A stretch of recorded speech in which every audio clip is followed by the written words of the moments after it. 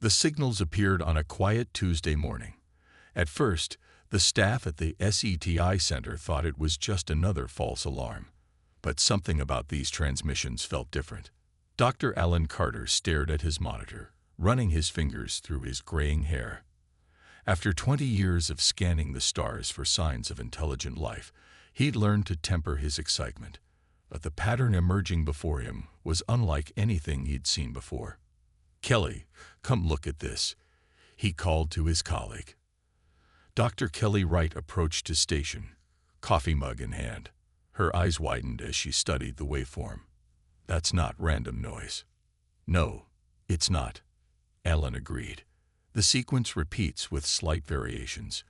It has structure." Within hours, observatories across the globe confirmed the signal. The source was moving, approaching our solar system at speeds that defied human technology. News agencies worldwide broke their regular programming. Social media exploded with theories ranging from scientific to apocalyptic. 3 days later, President Laura Wilson addressed the nation from the Oval Office. "My fellow Americans and citizens of Earth, today I can confirm that we have made contact with an extraterrestrial civilization. While this revelation may cause fear, I urge calm and unity. We have assembled the world's finest minds to establish communication and understand their intentions." Behind closed doors, the situation was more tense. The United Earth Response Committee formed within hours, a hastily assembled group of military leaders, scientists, and diplomats from every major nation. "The object has decelerated," General Peter Rodriguez reported during their first briefing. "Current trajectory brings it into Earth orbit in approximately 9 days. Defense Secretary William Harris pushed back in his chair. "And our options if their intentions aren't peaceful." The room fell silent. Dr. Sofia Martinez, the committee's lead xenolinguist, worked day and night with her team to decipher the increasingly complex transmissions. On day 7, her efforts yielded results. "It's a language," she explained to the committee. "Complex, but with recognizable patterns. We've managed to translate portions using our quantum computing array." "What are they saying?" asked UN Secretary General HFY. Sophia hesitated. "The same phrase repeats throughout. Prepare for integration." The first images of the vessel appeared as it passed Jupiter. Massive beyond comprehension, it resembled a gleaming metallic star with extended arms, each several miles long. Smaller craft detached from the main structure, advancing ahead toward Earth. "Their technology is centuries beyond ours," Dr. Carter told the committee as he displayed the satellite imagery. "The energy readings alone suggest capabilities we can barely theorize about." On the morning of arrival, the skies above major cities worldwide shimmered with strange light as smaller vessels positioned themselves in geosynchronous orbit. Television signals worldwide were suddenly interrupted. Screens displayed a humanoid figure with pale blue skin and eyes with vertical pupils. "People of Earth," the figure spoke in perfect English. "The Galactic Empire welcomes you to its domain. Your isolation ends today. Prepare to receive our emissaries." The United Earth Response Committee gathered in their bunker beneath Geneva. "They're hailing us directly now," Communications Director Sandra Lee announced. "They're requesting coordinates for a delegation to land." "Location?" asked General Rodriguez. They'd specifically asked for the United Nations Plaza in New York. President Wilson looked around the table at the representatives of Earth's nations. Former enemies sat shoulder to shoulder, united by a threat beyond any human conflict. "Tell them we'll receive their delegation," she said firmly. "But make it clear, we meet as equals." Hours later, a sleek vessel descended through the clouds above Manhattan. The world watched as doors opened, and the first representatives of the Galactic Empire set foot on Earth soil. The message transmitted afterward was brief but chilling. "The Galactic Empire welcomes Earth to its domain. Resistance is unnecessary and inadvisable." The United Nations Assembly Hall had never been so crowded. Representatives from every nation sat in tense silence as Admiral Zex Tull approached the podium. He stood 7 feet tall with skin the color of polished sapphire, and eyes that seemed to glow from within. 4 armed guards flanked him, their metallic armor catching the light. Your world is now under the protection of the Galactic Empire. Admiral Zextol began, his voice oddly melodic despite the harsh words. This is not a negotiation. It is a notification. Secretary General Adebayo stepped forward. Admiral, Earth welcomes peaceful contact with your civilization, but we are a sovereign planet with our own governance. The alien's expression didn't change. Sovereignty is an illusion you can no longer afford. The galaxy is dangerous. Isolated worlds do not survive. Behind the scenes, the UERC monitored the proceedings from their command center. Dr. Carter studied the biological readings they were collecting on the aliens. Their physiological responses suggest they're not used to resistance, he noted. Look at the subtle changes in skin pigmentation when challenged. Admiral Zextol continued his address, projecting a holographic display above the assembly.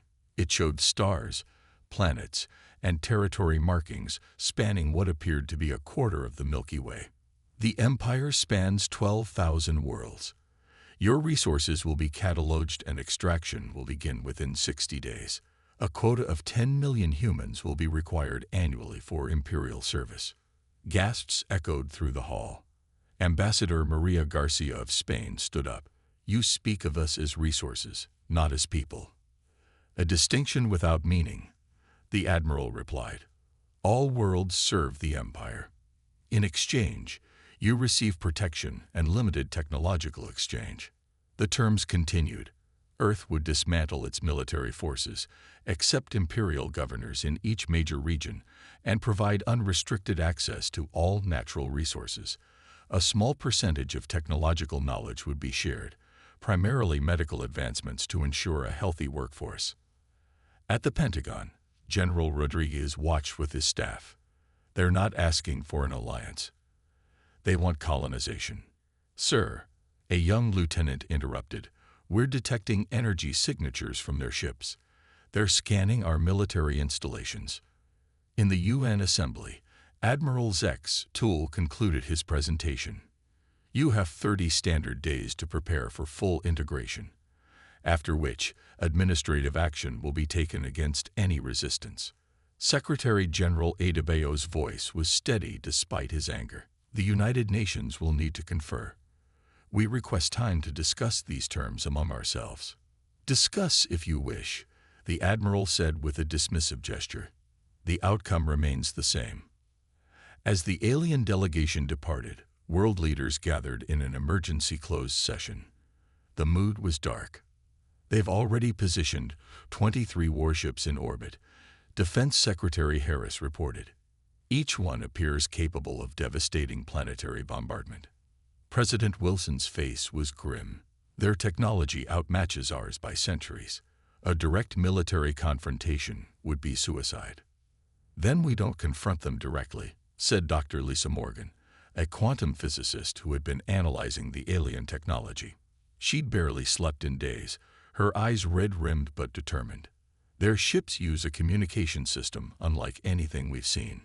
It operates on principles similar to quantum entanglement, but there's a pattern to it, potentially a vulnerability. Security footage of the alien delegation was projected on the wall. Dr. Morgan pointed to small devices on their armor. These communication modules ping their central network constantly. They rely completely on their technological superiority. What are you suggesting? Asked the Chinese premier. Dr. Morgan straightened her shoulders. They expect us to either surrender or attempt conventional warfare. They don't expect us to understand their technology, much less exploit it. Jack Wilson, chief engineer of the International Space Agency, spoke up. We have over 10,000 satellites in orbit. With modifications, we might create something they're not expecting. For the first time since the aliens arrived, a flicker of hope appeared on President Wilson's face. We have 30 days, she said. Let's make them count. Snow fell gently outside the windows of the Geneva Convention Center as representatives from 196 nations gathered for what many called the most important meeting in human history. The atmosphere inside was tense, with whispered conversations and worried glances. 20 days had passed since Admiral X-Toll delivered his ultimatum. UERC Director Frank Martinez stood at the podium, his face reflecting the gravity of the moment. Behind him, a large screen displayed real-time images of the Imperial vessels in Earth orbit. "Ladies and gentlemen," he began, "our situation is unprecedented. The Empire has made it clear. There is no diplomatic solution that preserves our freedom." The room fell silent as he continued. "Our military analysts have completed their assessment. In a conventional war, Earth would fall within days. The Empire's weapons technology alone outmatches our most advanced systems by at least 3 centuries. Murmurs of despair spread through the audience. The Russian president raised his hand. "Then surrender is our only option." "No," said a voice from the side of the stage. Dr. Lisa Morgan walked to the podium, carrying a small device. Her lab coat was wrinkled from days without rest, but her eyes were clear and determined. "The Empire believes their technology makes them unbeatable. This is their weakness." She held up the device. "This is a replica of their quantum communication node. We've been studying the ones from their diplomatic shuttle." She activated the device, and a holographic display appeared above it, showing complex patterns of light. Their entire military and governmental structure depends on this network. It coordinates everything from weapons to life support. And we found a flaw. The audience leaned forward as Dr. Morgan explained how the alien technology operated on principles that, while advanced, still followed universal laws of physics. Their system uses quantum entanglement for instant communication across vast distances, but the entanglement has to be established through conventional signals first. If we can disrupt those initialization protocols. Jack Wilson joined her at the podium.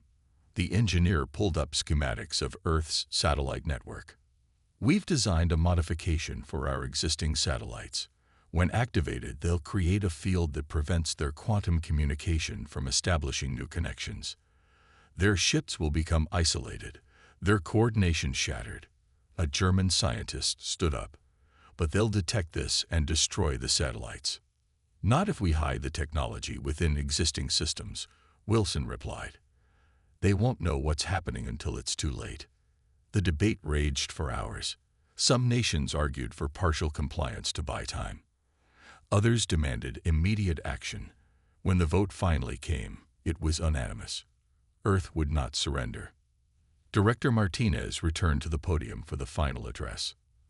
"For the first time in our history, humanity stands truly united. Today, we do not fight as Americans, Russians, Chinese, or Europeans. We fight as Earthlings." He looked around the room, his voice gathering strength. "The Empire believes us primitive.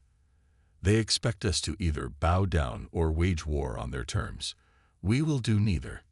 Instead, we will show them that humanity's greatest strength has always been our ability to innovate in the face of impossible odds."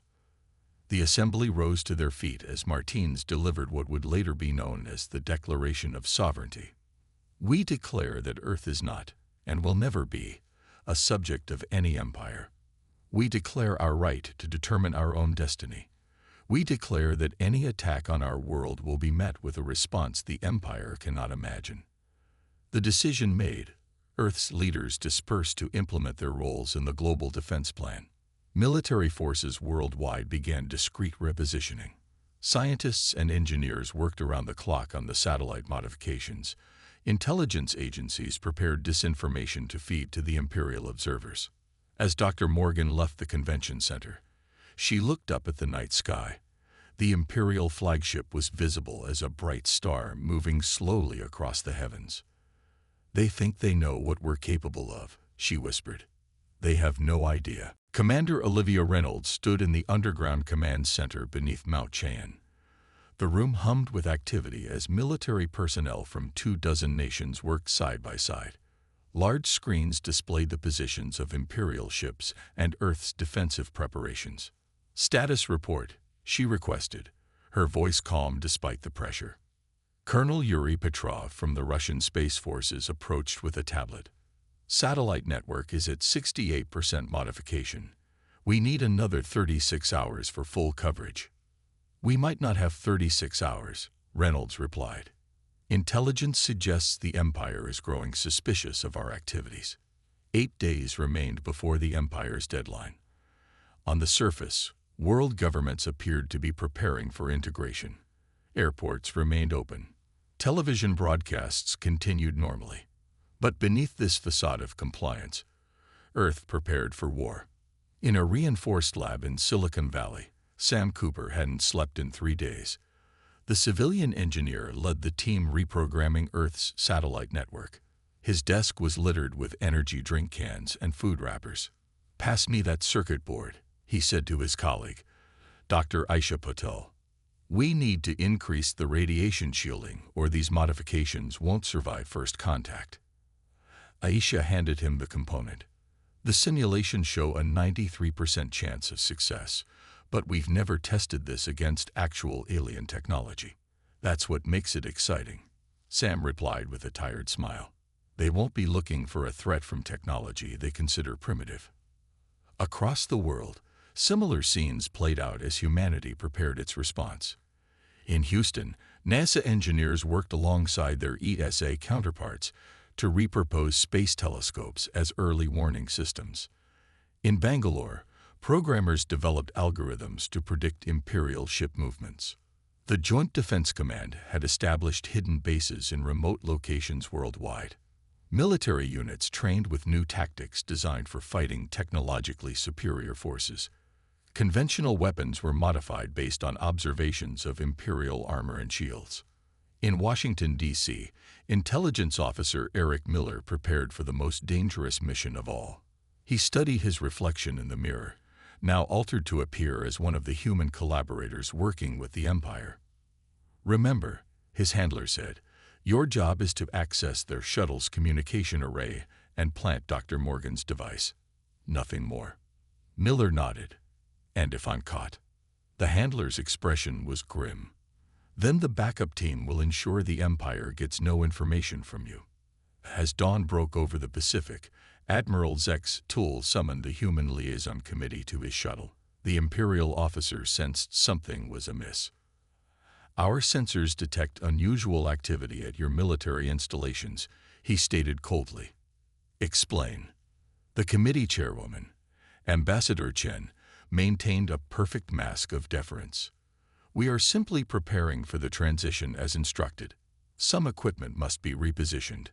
"See that it is only repositioned, not readied for conflict," the Admiral warned. "We have detected unauthorized signal patterns from your satellite network." Ambassador Chen's heart raced, but her face showed only calm confusion. "Our satellites control everything from weather monitoring to television broadcasts. Perhaps what you're detecting is just routine maintenance." The Admiral seemed unconvinced, but did not press further. As the human delegation departed, Eric Miller lingered behind, appearing to admire the shuttle's design. His hand brushed against a communication panel, seemingly by accident. In the command center, Commander Reynolds received the signal they'd been waiting for. "Miller's done it," her communications officer reported. "The tracking device is active inside their shuttle." Reynolds allowed herself a small smile. "Now we can map their entire communication network." Dr. Morgan's team immediately began receiving data from the device. "It's working better than expected," she told Reynolds over the secure line. "We're identifying their frequency patterns and encryption methods." Commander Reynolds turned to the global defense map. "Alert all units. We're moving to Phase 2. The plan was in motion. Humanity had found its weapon, not a physical arm, but the invisible web of information that held the Empire's forces together. As night fell across Earth, millions of people looked up at the alien ships without knowing that their planet's defense was silently taking shape in the darkness of space. The massive Imperial battlecruiser emerged from hyperspace with a flash of light that briefly outshone the sun. Even from Earth's surface, people could see it as a new star suddenly appearing in the daylight sky. Unlike the sleek diplomatic vessels, this ship bristled with weapons, a clear message that the Empire's patience was running thin.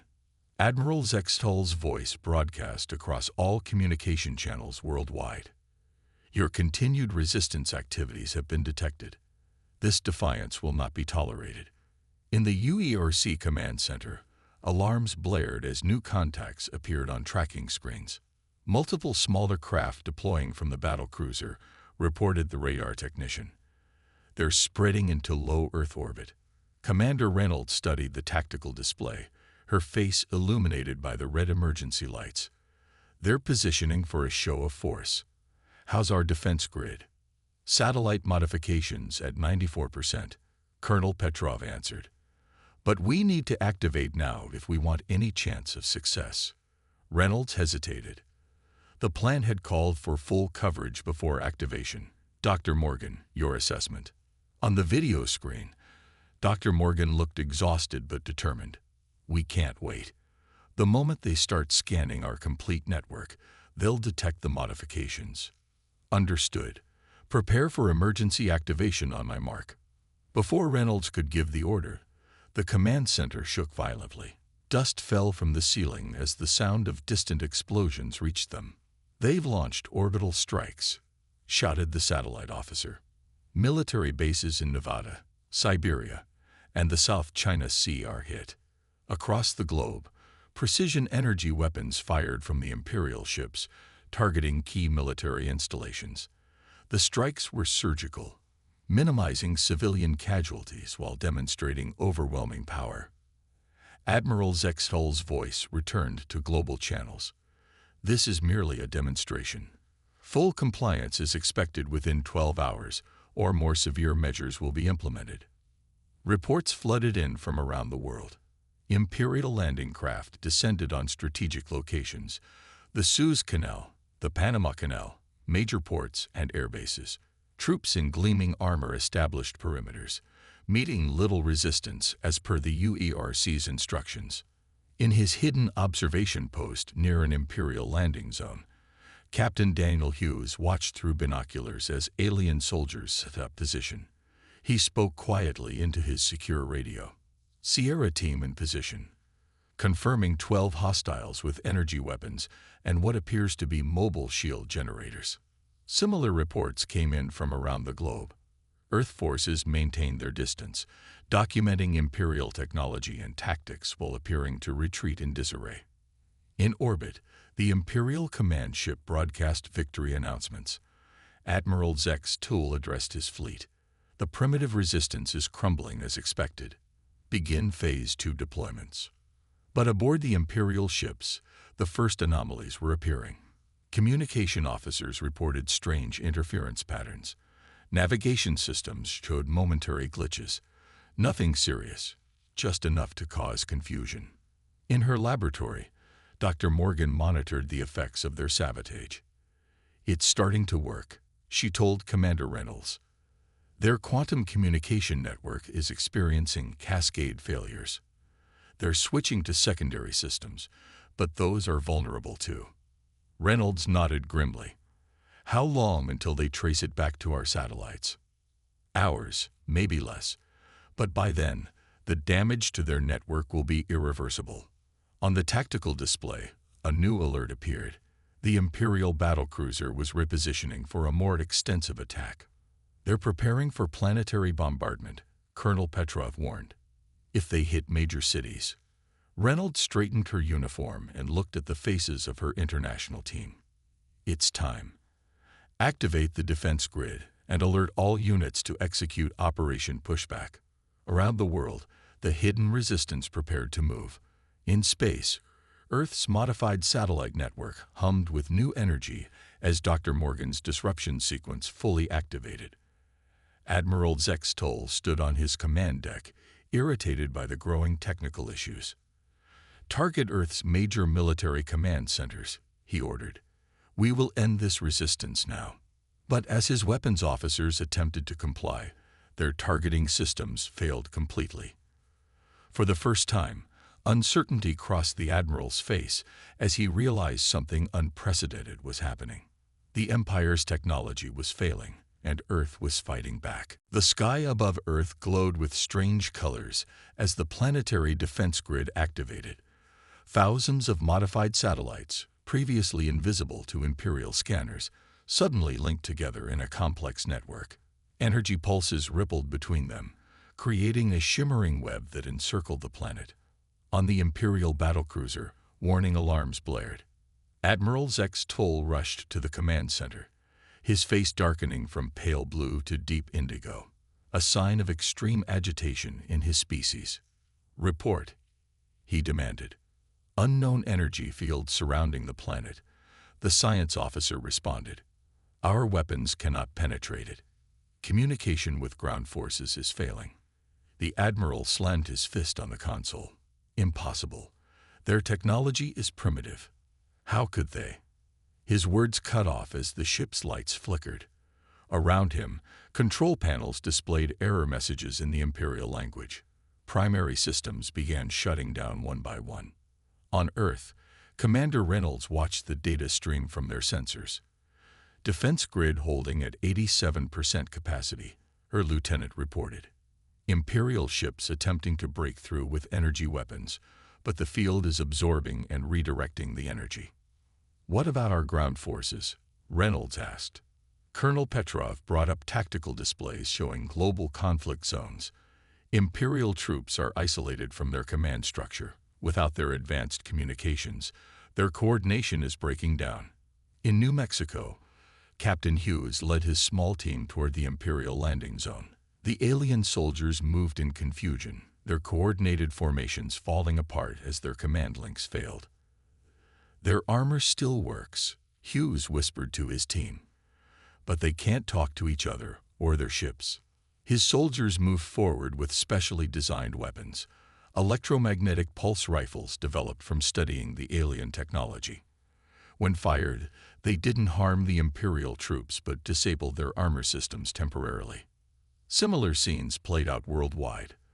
The Imperial forces, expecting an easy conquest of primitive humans, instead found themselves confronted by prepared defenders who understood their technological weaknesses. In orbit, Admiral Zex Tool grew desperate.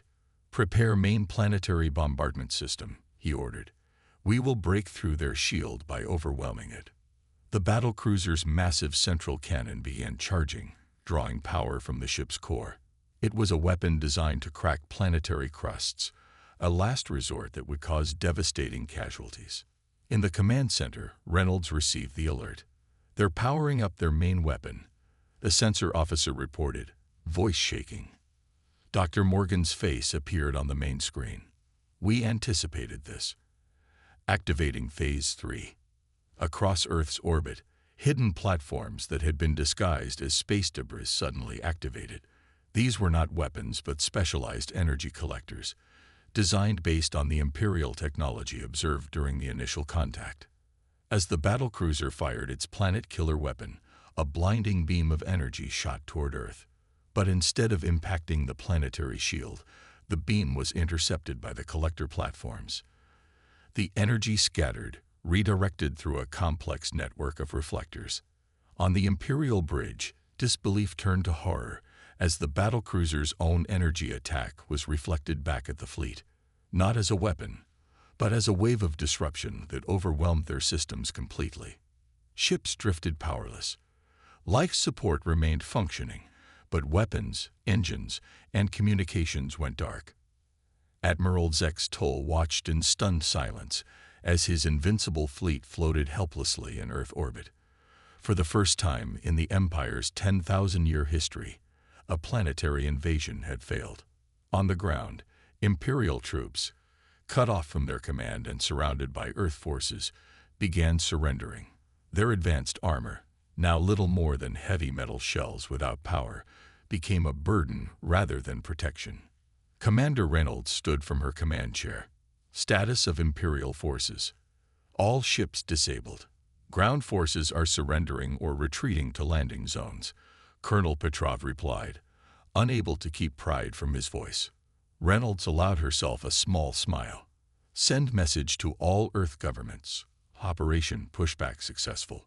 Begin Phase 4. Securing Imperial technology and preparing for diplomatic contact. In his powerless flagship, Admiral Zex Toll received an unexpected communication, a single channel still working through the disruption. On the screen appeared Director Frank Martinez. "Admiral," Martins said calmly, "Earth is prepared to discuss terms for your fleet's safe departure. The Galactic Empire is hereby notified. Earth is not open for conquest." For the first time in his long career, Admiral Zex Toll had no response. 3 weeks after Earth's successful defense, the skies cleared of Imperial ships. The massive vessels retreated beyond the orbit of Mars, maintaining position but no longer threatening. Earth continued its vigilance, the planetary shield operating at reduced power, but ready to activate fully if needed.